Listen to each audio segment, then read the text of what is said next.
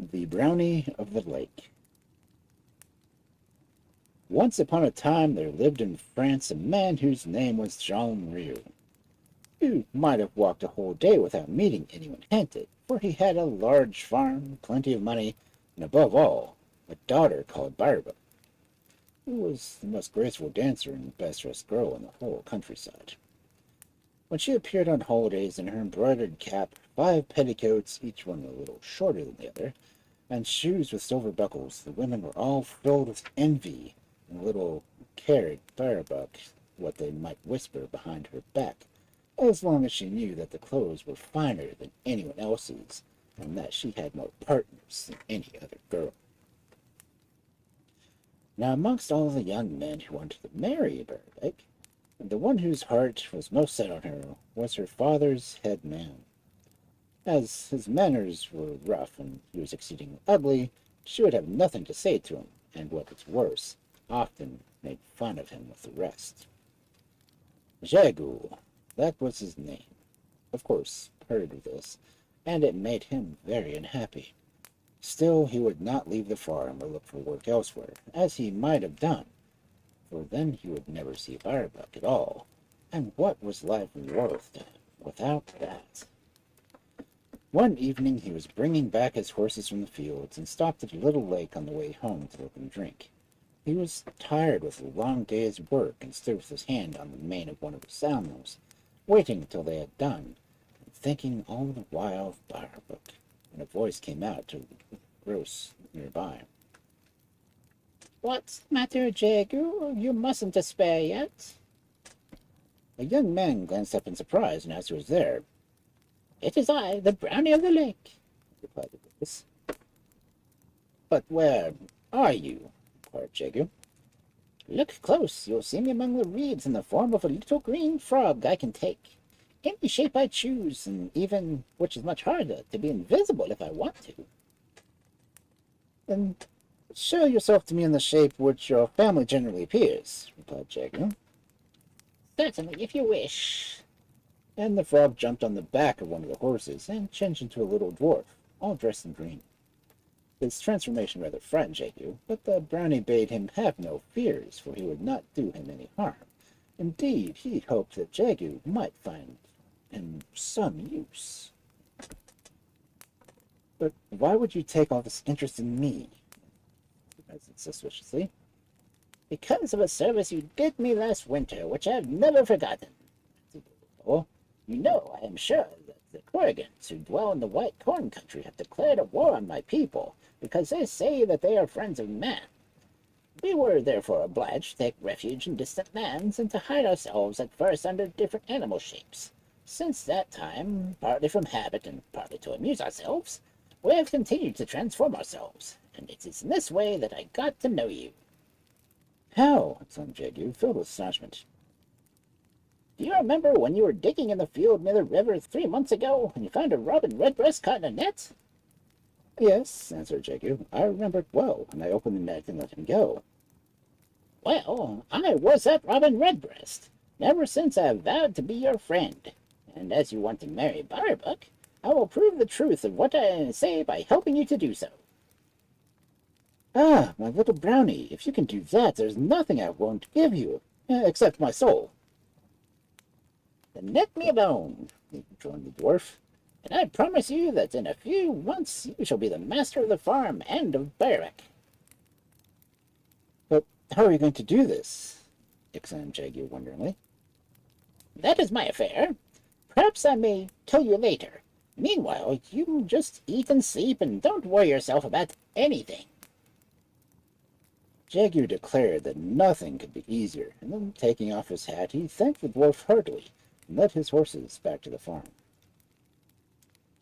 The next morning was a holiday, and Barback was awake earlier than usual, as she wished to get through her work as soon as possible and be ready to start for a dance which was to be held some distance off.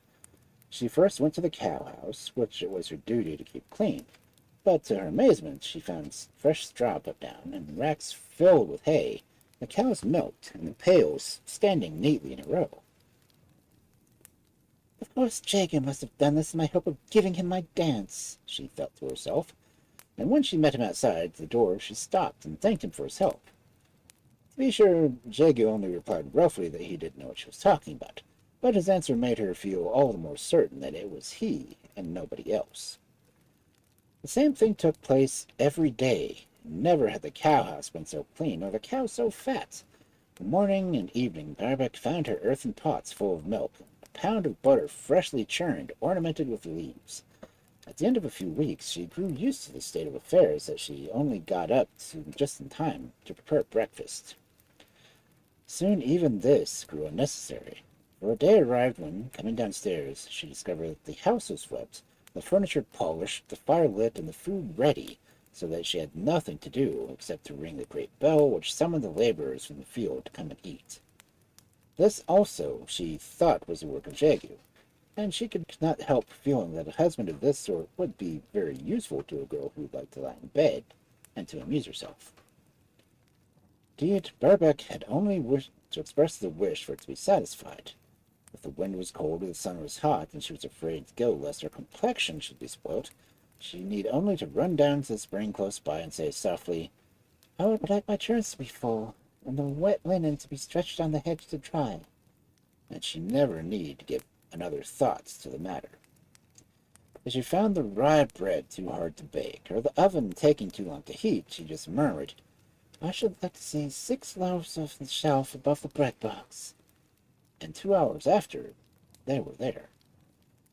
If she was too lazy to walk all the way to the market along a dirty road, she would say out loud the night before, "Why am I not already back from Morlax with the milk pot empty and the loaded bowls inside it, and a pound of wild cherries on my wooden plate, and the money I have gained in my apron pocket?" In the morning, when she got up, lo and behold, there were standing at the foot of her bed the empty milk pot and the butter bowl inside, the black cherries on the wooden plate, and 6 new pieces of silver in the pocket of her apron.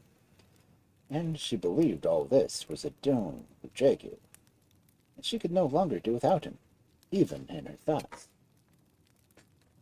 When things had reached this pass, the brownie told the young man that he had better ask Barbec to marry him. This time the girl did not turn rudely away, but listened patiently in the end.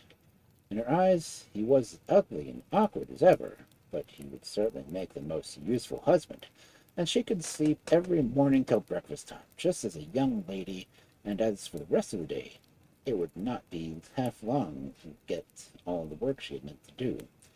She would wear beautiful dresses that came when she wished for them, visit her neighbors, who would be dying of envy all the while, and she would be able to dance as much as she wished. Jegu would always be there to work for her, and to save for her, to watch over her. So, like a well-brought-up girl, Barbec answered that it should be her father who was pleased, knowing quite well that old Rio had often said that after he was dead, there was no one so capable of carrying on the farm. The marriage took place the following month. A few days later, the old man died quite suddenly.